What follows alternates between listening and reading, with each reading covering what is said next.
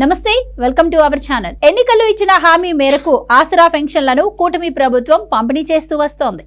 ఈసారి రాబోయే నెలకు ఒకరోజు ముందే పెన్షన్ల పంపిణీని మొదలుపెట్టింది. ఆగస్టు 31 నుంచే రాష్ట్ర వ్యాప్తంగా అన్ని చోట్ల పింఛన్ల పంపిణీని అధికారులు మొదలుపెట్టేశారు. గతంలో వైసీపీ ప్రభుత్వ హయాంలో నెలాఖరున పింఛన్లు పంపిణీ చేసేవారు. అలాంటిది ఇప్పుడు ఒకరోజు ముందే ఇస్తూ ఉండడంతో ప్రజలు హర్షం వ్యక్తం చేస్తున్నారు. సెప్టెంబర్ 1 ఆదివారం కావడం, ఆ రోజు ప్రభుత్వ ఉద్యోగులకు హాలిడే కావడంతో సీఎం చంద్రబాబు ముందే పంపిణీ చేయాలని నిర్ణయం తీసుకున్నారు. ఉద్యోగుల సెలవుకు డిస్టర్బ్ చేయకుండా పెన్షన్దారులకు నగదు అందేలా ఒకరోజు ముందే మొదలుపెట్టారు. ముఖ్యమంత్రి చంద్రబాబు కర్నూలు జిల్లాలోని ఓర్వకల్లులో లబ్ధిదారులకు నేరుగా పెన్షన్లను అందజేశారు. అనంతరం గ్రామ సభను నిర్వహించారు. శనివారం మధ్యాహ్నం 2 గంటలకు సీఎం ఓర్వకల్లు ఎయిర్పోర్టుకు చేరుకొని అక్కడి నుంచి రోడ్డు మార్గంలో పింఛన్ల పంపిణీ గ్రామ సభ వేదిక వద్దకు వెళ్లారు. అక్కడే లబ్ధిదారులకు ఆయన పింఛన్లను పంపిణీ చేశారు.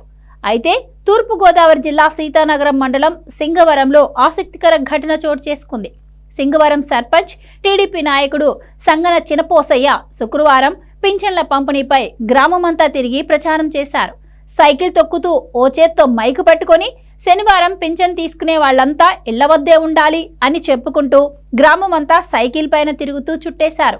వాస్తవానికి దండోరా వేసేందుకు ఎవరూ ముందుకు రావడం లేదని, ఆటో పెట్టి ప్రచారం చేసేంత స్తోమత లేదని ఆయన చెప్పారు. గత వైసీపీ ప్రభుత్వం పంచాయతీ ఖజానాను ఖాళీ చేసిందని ఆయన ఆరోపించారు. అయితే ఏపీలో శనివారం భారీ వర్షాలు పడుతున్నందున చాలా చోట్ల పింఛన్ ఇంటింటికి వెళ్లి ఇవ్వడానికి అంతరాయం ఏర్పడుతోంది. అందుకే సచివాలయ ఉద్యోగులకు, ప్రజలకు సీఎం చంద్రబాబు ఓ వెసులుబాటును కల్పించారు. ఇబ్బందులు ఉంటే వచ్చే 2 రోజుల్లో పంపిణీ పూర్తి చేయవచ్చని చెప్పారు. దీనిపై సచివాలయ ఉద్యోగులపై ఒత్తిడి తీసుకురావద్దని, టార్గెట్ పెట్టొద్దని కలెక్టర్లను ఆదేశించారు. వర్షాలు లేని ప్రాంతాల్లో యథావిధిగా పింఛన్ల పంపిణీ పూర్తి చేయాలని సూచించారు. మరోవైపు అక్టోబర్ 2 నుంచి అర్హులైన వారికి కొత్త పింఛన్లు ఇస్తామని కూడా టీడీపీ ప్రకటించింది. అనర్హుల పింఛన్లు తొలగించి అర్హులకు ఇస్తామని వెల్లడించింది.